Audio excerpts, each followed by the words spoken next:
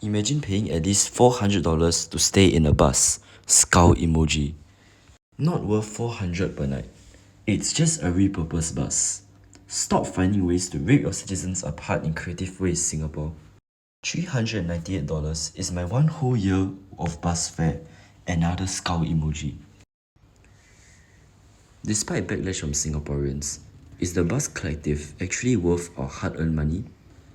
There's only one way to find out. As a bus enthusiast who loves the Scania K230UB, I booked myself one night on the first day of operations to see what they have to offer before concluding if the criticism is justified. Let's just say the booking experience certainly did not give me a good impression. Despite claims from the hotel that the rates started at $398 per night, their booking website only showed fares way more than that, starting from $498. Oh wait, we forgot to add in GST, which costs another whopping $93, accumulating to a hefty $591 debt for the Duxton twin room for triple occupancy. Certainly an act of daylight robbery.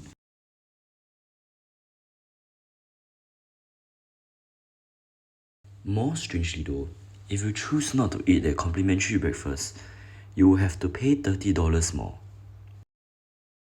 However, well, there were more surprises in-house for us regarding that. For the same price, what could I have booked? Hilton Orchard, a luxury hotel right in the heart of the Orchard Road district, seemed more worth the money, but it's way too early to judge that. Putting aside the booking experience, I changed my mindset to a more positive note, packed my bags, and left for the hotel. The Bus Collective is a resort managed by WTS Travel, offering 20 suites which are repurposed from decommissioned buses, located in the Changi Village area. Not necessarily the most convenient location for tourists due to the limited access to Changi Airport and the city. Walking towards the side gate, which was somehow unlocked, we entered the compound. First impressions could be better, and the provisions were sparse with neither recreational facilities nor decorations. Certainly the hotel has a world of a difference compared to the dense vegetation promised in the website images, instead forcing guests to be in direct sunlight most of the time under the scorching Singapore heat. That could, however, be easily forgiven, as trees do take a considerable amount of time to mature. Entering the cozy lobby for check-in, we were served a welcome drink by the friendly and helpful staff, who informed us that we were the fourth guest to ever check in. I'm not sure what it was, but it was nevertheless delicious. A limited edition bag was provided. As someone who loves collecting unique merchandise, this was a huge win for me. By this time, maybe the stay won't be that bad after all. The bag included a random Downtown East brochure, a WTS travel raincoat, and mysterious gachapon balls, which surprisingly were actually disposable ponchos. A pretty thoughtful gesture, especially considering how unpredictable Singapore's weather is in December. The lobby also had a minibar for guests to help themselves to complimentary drinks. Unfortunately, things went south as we were informed that their breakfast restaurant wasn't open yet, as they've yet to obtain their license. Shouldn't these have been settled before the hotel's opening, or could they have informed us beforehand? However, we refunded the breakfast costs, so we didn't mind this. Having been impressed by the check-in experience, the staff ushered us to our room for the night, 202. An outdoor area and a barbecue pit was included too, however, they felt rather open and lacked privacy. Perhaps when the plants surrounding the room grow in the future, the issue can be resolved. Entering the room, we were definitely impressed by the 45 square meter suite consisting of various amenities and furniture that seemed well thought out. This includes 2 twin-size beds at the rear of the bus, behind the rear door. However, I felt that the small step at the bed was a major tripping hazard at night, which should definitely be rectified, as safety should always be of the utmost importance. Power outlets were provided, 2 of the 3-pin type, 1 USB type, and 1 type I'm honestly not sure about. Plenty of storage space was provided near the television, which, It's always nice to have. Moving towards the front of the bus, let's check out the minibar, featuring something absolutely revolutionary. Complimentary drinks and snacks. Everything you see here is absolutely free of charge, which is definitely reassuring as you will not need to worry about accidentally being charged for a hefty fee for using the minibar. Opposite this, a sofa bed is provided which is comfortable but only as a couch and not a bed for the third occupant of this room, as you'll see later in this video. Before we continue to the highlight of the room, let me introduce the sponsor of this video. Oops, I mean the three sponsors of this video, who are me, myself, and I. Clearly, I don't have sponsors, so please show some support by subscribing or leaving a like. Back to the video. The bus captain's seat has been completely preserved, retaining the stickers which informs us that we are actually staying in SBS 8060A. Their preservation went a bit too far though, as it didn't seem that the hotel cleaned the cabin at least slightly, with dirt present at all corners of the area. Much to my disappointment, the satisfying Scania handbrake was locked in place, but that's perfectly alright. All switches still worked, albeit being worn out, which is completely understandable considering that the hotel wanted to preserve the cabin as much as possible to give guests an authentic experience. Of course, being an avid KOB fan, I just had to play with the clunky accelerator and perform some kickdowns.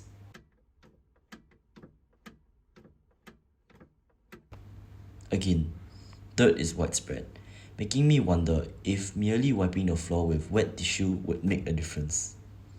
Fare boxes were covered up, and of course, the EJ's controller was understandably disabled. Of course, no room review would be complete without the loo review, which has separated shower and toilet areas. Certainly a groundbreaking layout, so you don't have to argue over your roommate hogging the shower in the mornings. Amenities were generously provided, including spare toilet paper, as well as a plentiful quantity of bathroom amenities which you can see for yourself.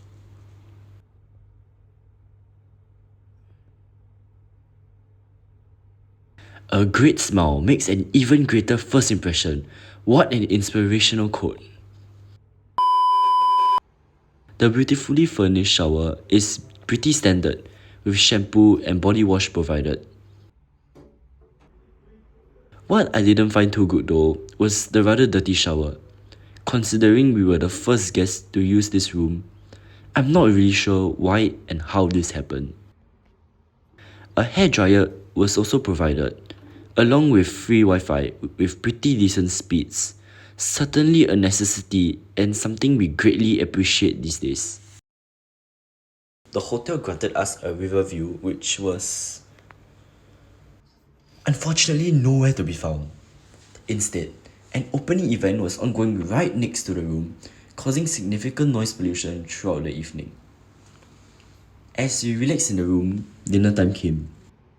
Thankfully, despite the lack of restaurants in the hotel itself, the adjacent Changi Village Food Centre, which is a stone's throw away, provides a plethora of dining options to make you spoiled for choice. This includes the famous Changi Village Nasi Lemak. Returning to the room through a dimly lit pathway, we can see the room numbers actually lighting up like the electronic displays on buses. Certainly a nice touch for realism purposes. While a familiar guest from Amazing Race across Singapore, you know, paid a visit, we rewatched the best reality show to ever exist.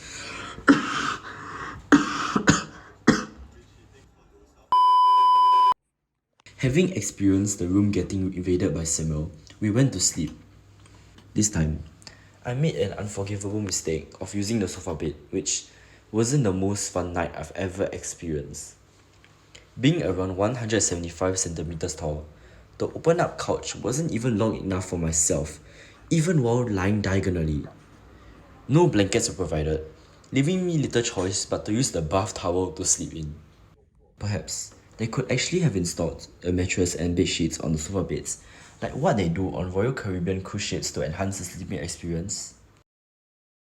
Another issue of the hotel's location adjacent to Changi Airport is the noise pollution.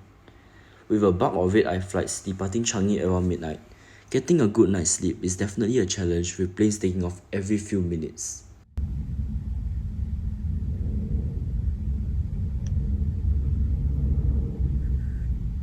On the other end of the spectrum, this location will be ideal for aviation enthusiasts in the daytime as planes arrive from runway 20 right. However, in November and December, this phenomenon only occurs for 2 hours in the late afternoon.